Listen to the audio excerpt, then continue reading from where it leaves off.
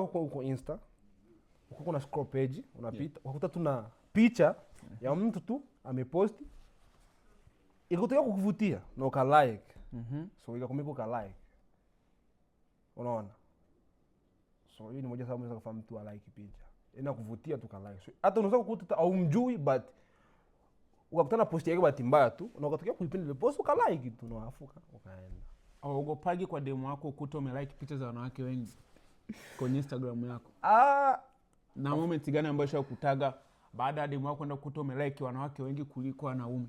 Kwa sababu tukiangalia kwenye page yako umelike wanawake wengi sana. Of course, naogopaga, usidanganya naogopaga, na ni kitu shakiona. Ila sijui kwa kuchukulia maamuzi gani hiyo upande wake. Anajua shakiona. Na kuna wakati alifikiria kama nilikuwa namcheat.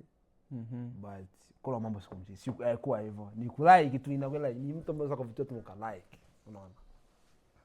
Hivyo kwa